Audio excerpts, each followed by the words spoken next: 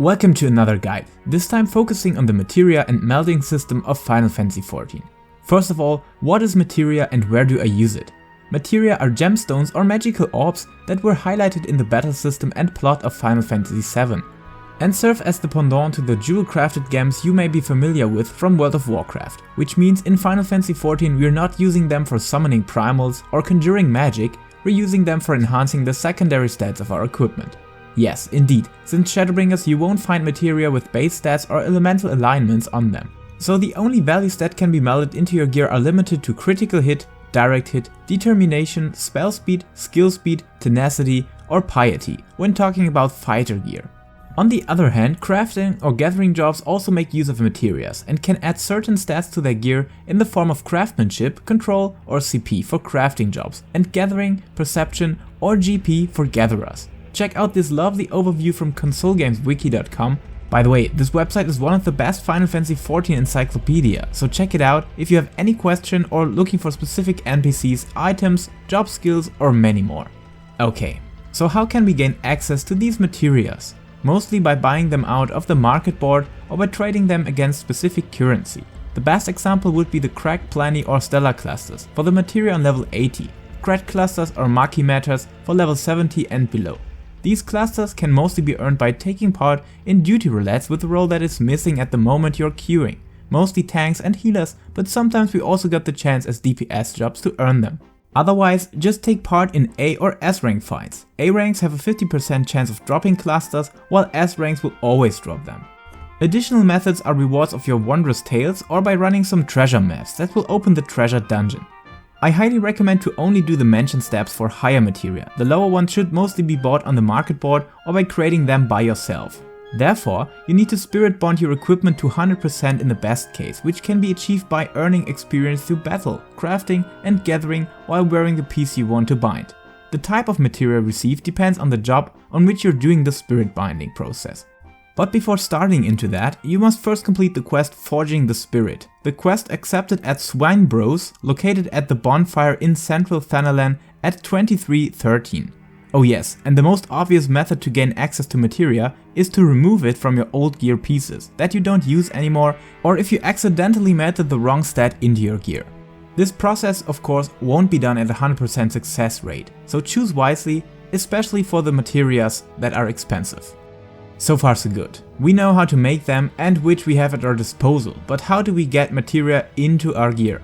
There are three possible ways of doing this. First and foremost, there are multiple NPCs in nearly each local city that offer materia melding, so check out the city of your trust and pay a small obolus to get them into your gear. The second method would be to level up a crafter job to level 80, which grants access to materia melding with your own craftsmanship. That of course directly leads us to the third method, melding with the help of other crafters. You can trade in your desired piece and let it be filled with materia of your choice.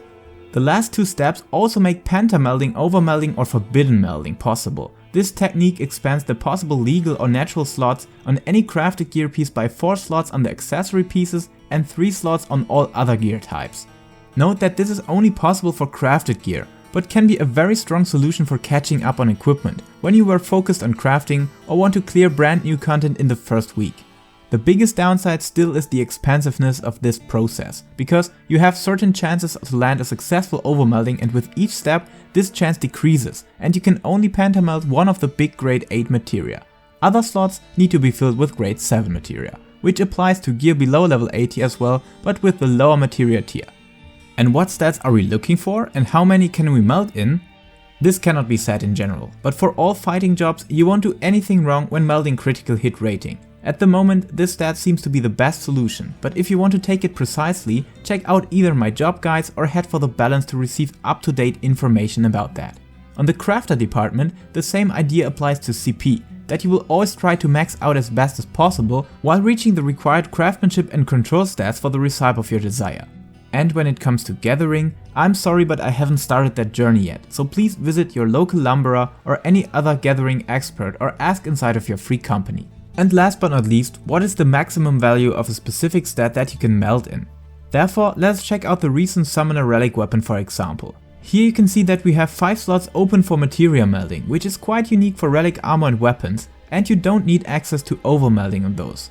Nonetheless, check out the higher determination stat, which also determines that this is the max value of one single stat that can be achieved on this item. So if you want to increase your lower critical hit stat to the max value, you're going to be limited by the high stat, which is the determination stat in the case of our lovely Espiritus.